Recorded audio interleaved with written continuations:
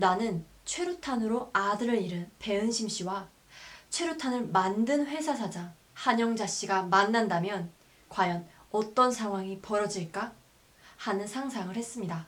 돈으로 치장한 한영자 사장이 직원들에게 당장 끌어내! 라고 외칠까? 아니면 배은심 씨가 한영자 사장을 향해 육탄 돌격할까? 직감적으로 둘이 만나기만 하면 큰 기사라고 느꼈습니다. 타사 기자들은 떠나고 있는데 나는 사진 기자에게 빨리 현장으로 오라고 연락했습니다. 인터넷 신문 최부식의 언론의 화제의 기사를 전해드리는 임조은 기자입니다. 오늘 전하는 글은 최부식 편집인의 글, 기자 초년병 시절 조선일보 편집국이 점거된 사연입니다.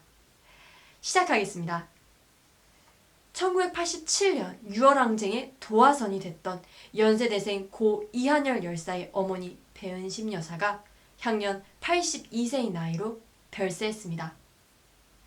기자 초년병 시절 제 기사로 인해 조선일보 편집국이 점거되는 초유의 사건에 배은심 여사가 있었습니다. 1988년 10월 중순 출입처를 서울 강남경찰서 라인에서 마포경찰서 라인으로 막 옮겼을 때입니다. 처음이라 관내 지리를 익히느라 취재 차량으로 돌아다니던 중에 기자실 서무 아가씨의 연락을 받았습니다. 무슨 일이 일어난지는 모르지만 기자실에 있던 모든 기자님들이 출동해서 총알처럼 마포에 있는 삼양사 건물로 몰려간다는 것이었습니다. 그때 저는 외곽인 은평경찰서 쪽에 있었기에 거리상 떨어져 있었습니다. 나 혼자만 사건 현장을 물먹었구나 싶었습니다. 다른 기자들보다 거의 1시간이나 늦었습니다. 별로 크지도 않고 좀 낡은 건물 앞에 경찰 전경들이 도열해 있었습니다. 그땐 익숙한 풍경이었습니다. 차에 내려서야 무슨 상황인지를 듣게 됐습니다. 우선 건물 입구에 붙어있는 삼양사, 정확히는 삼양화학 그 문패의 회사가 최루탄 제조사였다는 점인 것을 알았습니다. 그리고 최루탄의 아들이 희생된 배은심 씨와 최루탄에 의해 피해를 본 광주 지역 사람들이 상경에서 지금 건물 안에서 농성을 벌이고 있다는 것이었습니다. 건물 안으로 들어가니 같은 출입처 타사 기자들이 별거 없네, 단신거리야, 돌아가세 라고 철수하려고 했습니다. 회의실 안에는 배은심 씨 등이 앉아있어서 한영자 사장 빨리 나오라, 내 아들 죽인 그 뻔뻔한 얼굴 한번 보자, 이 살인마야 라며 한 번씩 울부짖곤 했습니다. 하지만 반응은 없고 시간만 흘러가자 기운이 많이 빠진 것 같았습니다. 나는 최루탄으로 아들을 잃은 배은심 씨와 최루탄을 만든 회사 사장 한영자 씨가 만난다면 어떤 상황이 벌어질까 하는 상상을 했습니다. 돈으로 치장한 한영자 사장이 당장 끌어내! 라고 직원들에게 외칠까? 아니면 배은심 씨가 한영자 사장을 향해 육탄 돌격을 할까? 직감적으로 둘이 만나기만 하면 큰 기사라고 느꼈습니다. 타사 기자들은 떠나고 있는데 나는 끝까지 남아서 사진 기자에게 빨리 현장으로 오라고 연락했습니다. 하지만 한두 시간이 지나도 상황은 똑같았습니다. 사무실에 앉아있는 배은심 씨 등은 지쳐 있었습니다.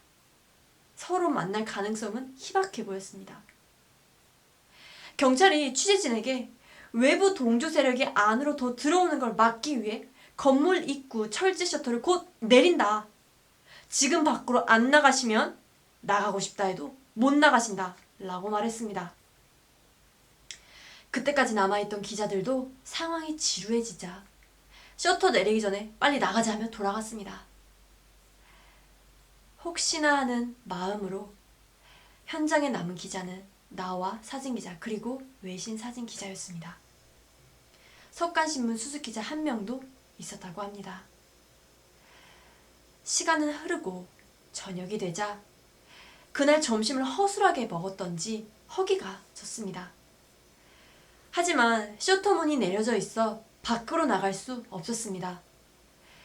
만에 하나 나가려면 나가겠지만 다시 들어올 수는 없었습니다.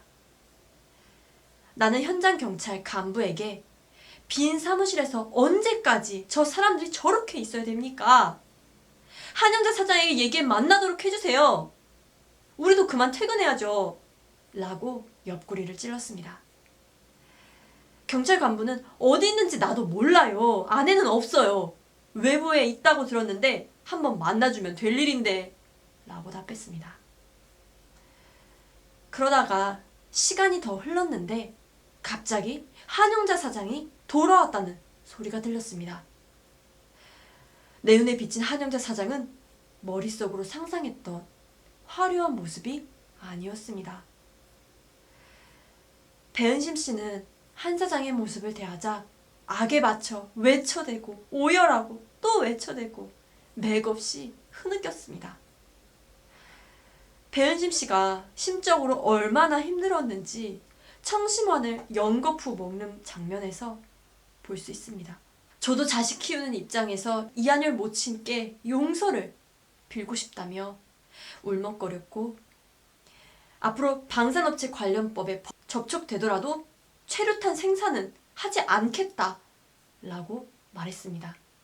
나중에 삼양사는 최루탄 생산을 중단했습니다. 따지고 보면 방산업체인 삼양화학이 만드는 최루탄이 문제가 아니라 시위 현장에서 최루탄을 발사하는 그 시대의 정권의 문제였습니다. 그날 한영자 사장의 진심이 어떠했는지 모르나 제 눈에는 진심으로 비쳤습니다. 아마 배은심 씨도 그렇게 느꼈는지 모릅니다. 제가 본 배은심 씨는 선한 눈을 가진 사람이었습니다. 애초 한 사장의 머리카락이라도 잡을 것 같았던 배은심 씨가 나중에는 격정을 못 이겨 죄송하다. 최루탄의 최자만 들어도 온몸에 소름이 끼치는 내가 최루탄에 대한 설명을 들고 앉아있다는 게 한심하고 원망스럽다. 어쨌든 이런 자리를 마련해 주신 여러분들이 고맙고 성의를 다해 주신 한 사장께도 감사의 뜻을 표한다는 말까지 하고 말았습니다. 그러자 주위에서 서로 한번 안아주라고 말했습니다. 두 사람은 그렇게 했습니다. 비슷한 또래의 어머니로서 아픔을 공감하고 있었을 것입니다. 그때 나는 이를 화해라고 봤습니다. 아마 젊고 세상때가 덜 묻었던 탓이었습니다. 우리 사이에서 화해가 그렇게 간단한 문제가 아닌데도 말입니다. 그날 밤 눈썹이 휘날리도록 신문사로 들어와 배은심 씨와 한영자의 만남을 스케치한 단독기사를 썼습니다. 1988년 10월 27일자 조선일보 사회면의 톱기사였습니다. 그리고 보름쯤 지났나 예비군 하루 동원훈련을 마치고 저녁에 신문사로 돌아오니 편집국이 어수선했습니다. 배은심 씨와 지난번 삼양사 건물에서 본 광주 전남 최루탄 부상자 협회 회장 등 몇몇이 뭔가를 항의하면서 편집국 바닥에 앉아 있었습니다. 그때 쓴 기사 때문이었습니다. 요지는 내가 언제 최루탄 회사 사장과 화해했느냐는 것이었습니다. 조선일보 편집국이 기사 문제로 인해서 외부인들에 의해 점거된 것은 그때가 처음이었을 것입니다. 나는 최루탄 부상자협회 회장을 신문사 옆 다방으로 따로 불러내 이해가 안 된다. 난데없이 왜 이러느냐고 물었습니다. 그는 그때 분위기로 서로 안았지만 그게 화해한 것은 아니지 않느냐고 답했습니다. 그 말은 맞습니다. 화해란 주관적입니다. 남들에게 어떻게 비쳤든 본인이 화해를 안 했다면 안 한 것이고 제3자가 그 장면을 잘못 해석한 게 됩니다. 나는 다시 기사가 나왔을 때는 가만히 있다가 뒤늦게 지금 와서 이러느냐 라고 하자 그는 속사정을 털어놓았습니다. 기사가 나온 뒤 배은심 씨 집으로 돌멩이가 날아왔다. 제 아들 죽인 최루탄 회사 사장에게 대체 얼마를 받아먹었냐고 온갖 욕을 먹었다. 이렇게라도 안 하고는 거기서는 살 수가 없다 라고 말했습니다. 이 농성은 데스크에서 해명 기사를 쓴 것으로 마무리가 됐습니다. 그 뒤로 배은심 씨는 본격적으로 시국 집회나 농성장 같은데 꼬박꼬박 참여했습니다. 지금 말하는 6월 민주화 어머니의 길로 들어선 것입니다.